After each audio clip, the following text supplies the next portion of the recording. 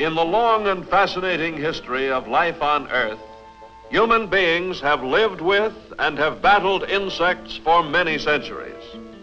Now the war is between man and the imported fire ant.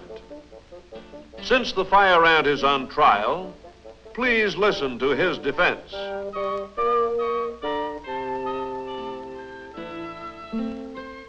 2,000 years ago, the Roman naturalist Pliny the Elder wrote that in India there were giant ants the color of cats and as large as Egyptian wolves that mined gold.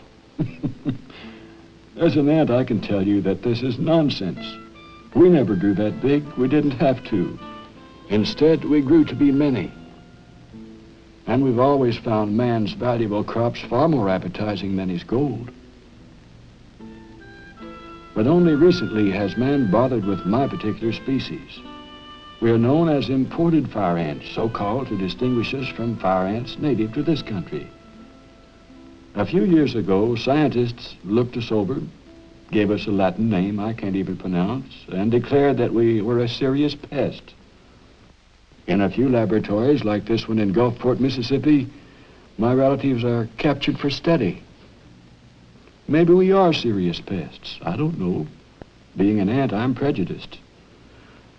But before you people join in the fight against fire ants, I'd like you to have the facts. This film will help you to know us better, help you to take a close look at the problem, to see what human communities are doing and how full-grown men are trying to control us tiny creatures. As an entomologist, an insect scientist, I'm one of those men the ant was talking about. Now that you've heard the insect point of view, you must hear the personal accounts of all of us, the farmers, housewives, sportsmen, and scientists like myself. We're all deeply concerned with the imported fire ant problem. First, let me introduce you to the three major adult forms. Meet a worker ant. Colored red to blackish red, he's a sporty fellow with an orange band on his abdomen.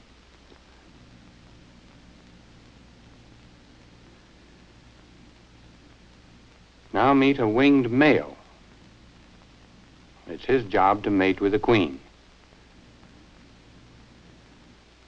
And finally, a winged female or queen.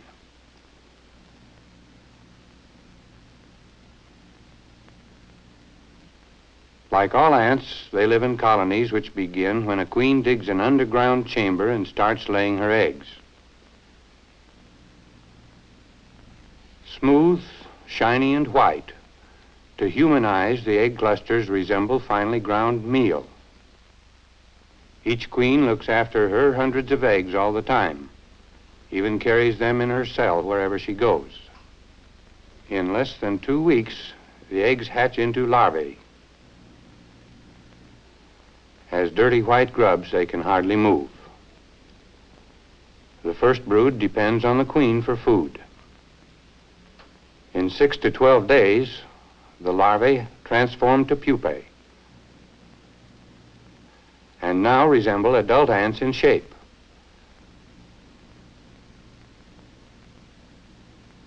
As soon as the workers emerge, they take over the feeding duties.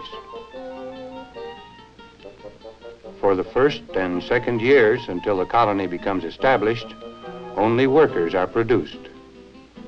As the ant colony increases, the workers enlarge the mound to accommodate the new broods. In this cross-section of a typical mound, in the honeycombed, sponge-like framework, there may be 25,000 to 100,000 busy ants.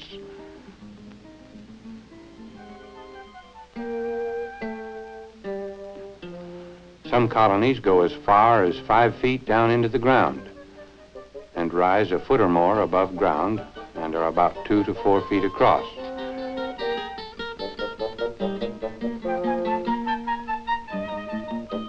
The ever-growing tenement, seething with life, is one of the most complex insect habitations in the world.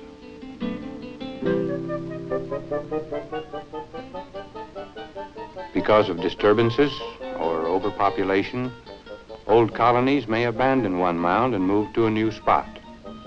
These are connected by tunnels through which ants move their food supplies, eggs, and babies. Great engineering feats considering their size. The tunnels they dig may be 25 to 80 feet long. In heavily infested areas, ants may build more than 100 mounds to the acre. Ants really aren't too particular, but they prefer a mild climate such as found in the southern half of the United States. Some colonies exist on sandy soils, others near the shoreline on the Gulf of Mexico, and still others in marshy lands or rich river valley soils. But wherever they build mounds near civilization, there's a problem.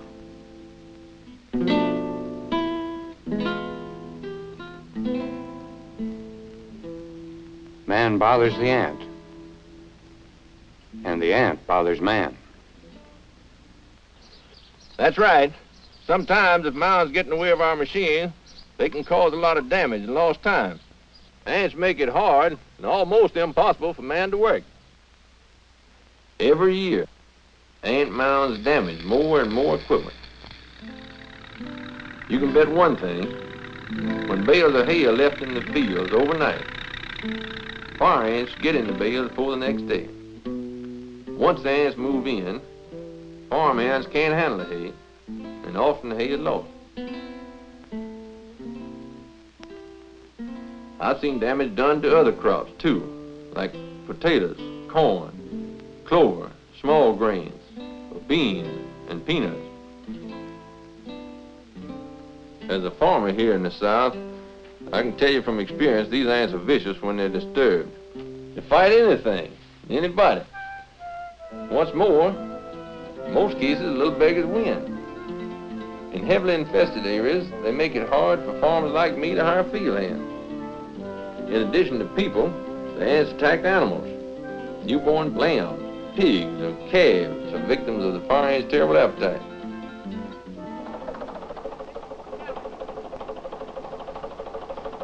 Don't think the pest just limits itself to wildlife and agriculture. Construction gangs and utility crews have tried various ways to avoid them. Trouble is, fire ants can't read.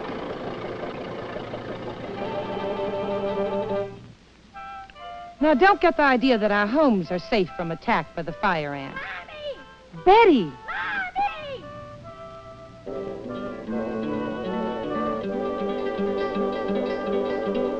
I'll tell you something else. Cemeteries are favorite places for these pesky things. I know people who've suffered painful stings while attending burial services where there were fire ant mounds. My husband is always ranting about how fire ants cause a lot of trouble on the golf course.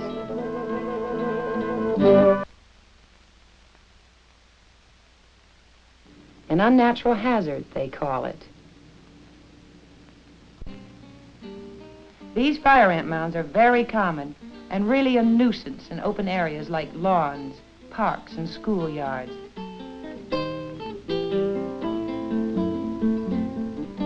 And when their homes are stepped on, of course they fight.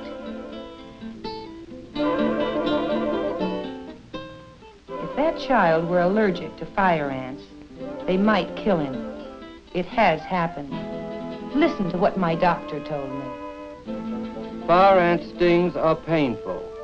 When humans and pets are stung, they will remember the sting a long time. First, the ant sinks its jaws into the flesh, giving the victim a stabbing pain. Then the insect brings up the stinger and drives it into the skin. As soon as it injects poison, the victim feels a bite that itches and burns. While hanging on with its jaws, the ant may sting a half-dozen times before letting go. Afterwards, there develops a wheal, then a pustule, a pimple-like sore that can leave a scar. Depending on a person's allergic reactions, the effect of the imported fire ant sting is much the same thing as the sting of bees, wasps, and hornets. Those who are unusually sensitive to fire ant venom may suffer nausea, chest pains, and even lapse into coma. A person with a high degree of allergy, subjected to relatively few bites, may die. We have a case record of a boy who died after receiving only 3 fire ant stings. Tulane University scientists report that on an average summer day in a city like New Orleans, 1,000 persons can expect to be stung by fire ants. As an insect scientist, I can tell you that the ant has been a relentless rival of man for a long time. In the Insect Yearbook, the U.S. Department of Agriculture says, 100 years ago, when Henry W. Bates was collecting in the Amazon basin, he encountered villages that had been deserted because of the invasion of fire ants. Once on the move, they threaten all warm regions. We believe that imported fire ants came into this country by some means from South America about the year 1918. They spread without interference because they resembled the native fire ant. There is a record, though, that several mounds were found in Mobile County, Alabama in the mid-20s. But not until 1929 did we identify imported fire ants as a separate species, by which time they had already spread to neighboring counties. Large-scale control efforts with a gas in 1937 reduced the number of ants for a time. But by 1947, they had spread to many areas in Alabama and Mississippi. The next year, Mississippi initiated a limited control program and obtained good results with an insecticide dust. Even though the infestation seemed to die down again in that area, the threat of this insect spreading beyond the 2 affected states was evident. They were spreading because modern transportation carries imported fire ants as hitchhikers.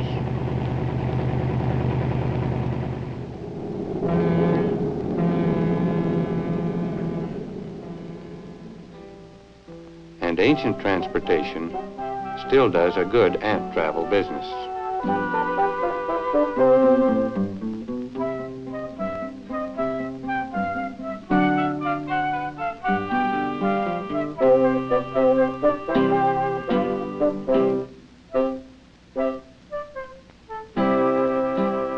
A common means of spread into new areas has been with balled and burlapped nursery stock. Can any of us guess how many future imported fire ant colonies are present in just one ball of earth if the soil came from an infested area?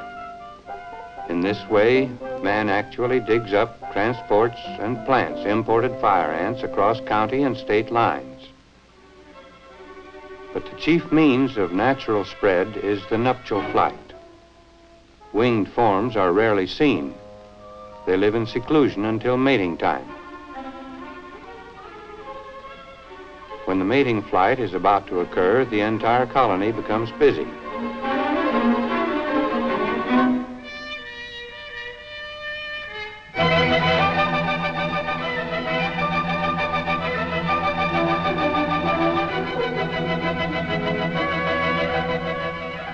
The males and females take off for their one and only mating flight.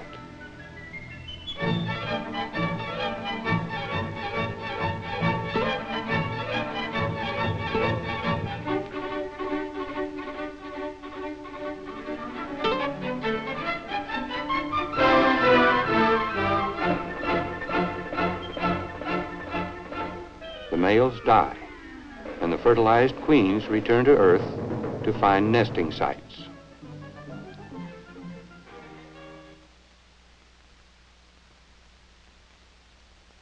The fire ants are definitely on the move. Right now in 1949, your radio listeners may not realize that we in Alabama face such a heavy fire ant infestation. Just look at these fire ant reports. With red-hot needle stings, this imported fire ant is making it mighty uncomfortable for us. We may never accurately figure the full cost of trying to live with this pest. I have a question our listeners would like to have answered. Why doesn't Washington do something about this problem? They are. Alabama, Mississippi, and Florida, with the help of the United States Department of Agriculture, have just started a cooperative project. You can tell your listeners that 1949 is the turning point. At long last, we're going to learn something about the biology, the control, the distribution, and the economic importance of this pest. Now your Alabama Radio Farm Reporter brings you news about the battle against the red-hot needle pest. I mean the imported fire ant. Joint federal state surveys are underway to determine the exact distribution and damage of the pest. The field survey work will start in the main infested area, here in Mobile, Baldwin, and Washington counties.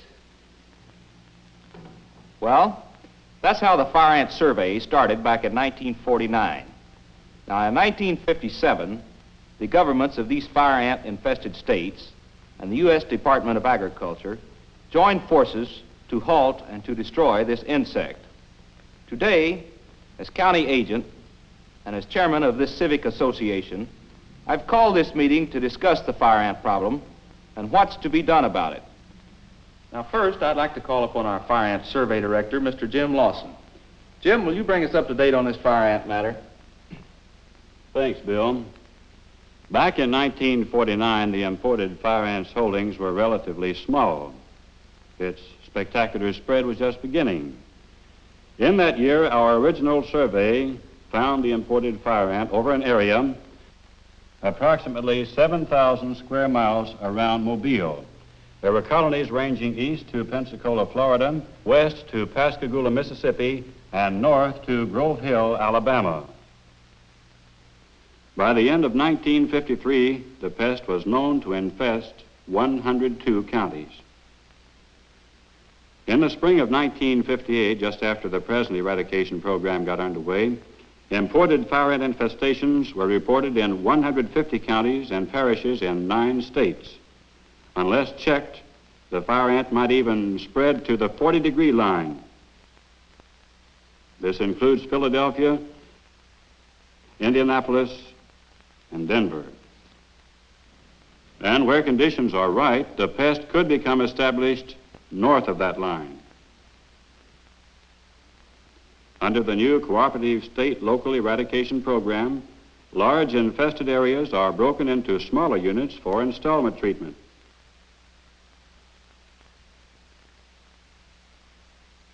Thus, only a manageable portion of the total acreage is treated at a time. According to this plan, in several years, our eradication program can be completed.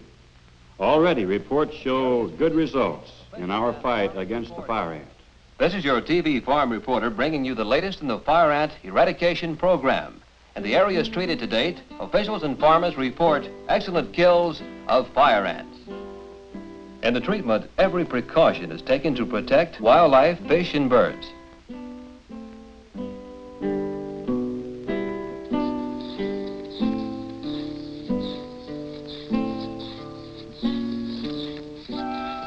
Since the dry insecticide pours like sugar, it does not stick to dry vegetation and will not be eaten by animals and birds feeding in foliage, berries, and fruits. Instead, it reaches the ground where it can destroy fire ants. Even though infestations cover lots of acreage, they're usually spotty and are therefore treated only where necessary. Competent and experienced federal and state technicians supervise the work to ensure proper and effective application. Fish and wildlife agencies are working with the program.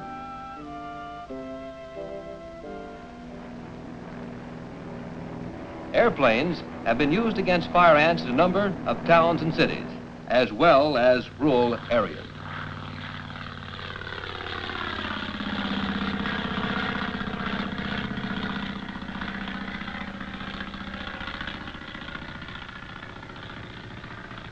Inspector 1 to station.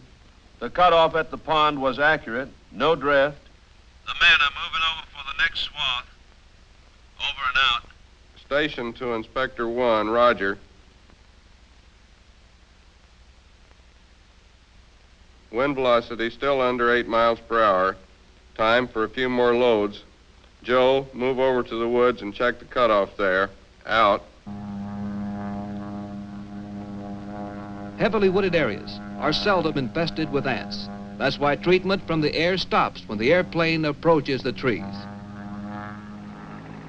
Ants move into open areas like logging roads and have to be eradicated by using ground equipment. Provided all people cooperate, there will be no damage when the airplanes or ground equipment go to work. No damage, that is, except to the fire ant. You've been treating in our neighboring counties. Is it doing any good? In 1956, we began a program of treating by putting insecticide in the fertilized, and we covered our entire area that was open. And we had lots of fire ants left in the wooded areas, on hedgerows and fence rows. In this last year, we participated with the state and federal government in the overall program treating by airplane, and we have a complete job of eradication on our farm. I am from the county north of here, and prior to the time that we had this area treatment of fire ants, I lost a number of newborn lambs. But since then, why, I haven't lost one. You can readily see why I am highly pleased with the results of this program. Well, I can tell you that the farmers in one heavily infested area whose places have been treated are mighty happy. In a single year, fire ants caused them an estimated $350,000 damage. I've had fire ants on my place for the last 4 or 5 years. I treated each year by treating the individual mounds with approved insecticides and thought that I was doing a good job.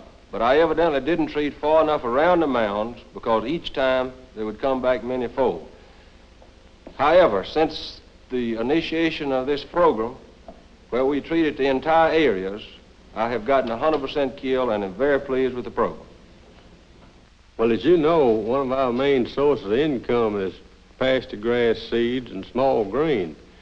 And with the fire ants building those mounds up, it's impossible to combine. They get in your combine and clog it up, and then it's impossible to clean them out. And since we've been on this program of eradicating them, combining has been a pleasure. It really worked on our farm. Last week we put up hay for the first time in several years without being bothered with fire ants. Up to the time it was treated with insecticide, it was mighty near impossible to make hay. You had to move the bales even out of the field immediately, or the ants would get in the bales. We followed recommendations laid down in the program. We took our cattle off the pastures before treatment and kept them off until after a rain.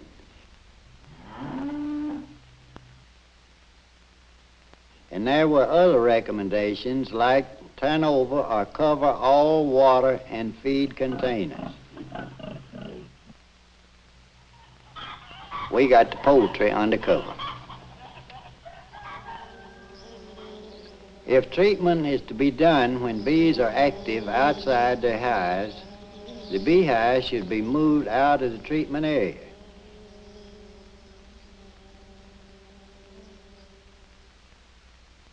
If the insecticide is applied when bees aren't active, such as during cold months, the beehives should be covered. Those were the main precautions we took, and we didn't have a bit of trouble. After an area has been treated for fire ants, can it be reinfested? Well, now that's a question for our state entomologist, Mr. Dave Sanders. Dave? Scientists in the field of entomology wrestle with this problem all the time. We've moved a long way towards solving it with the advent of residual or long-lasting insecticides.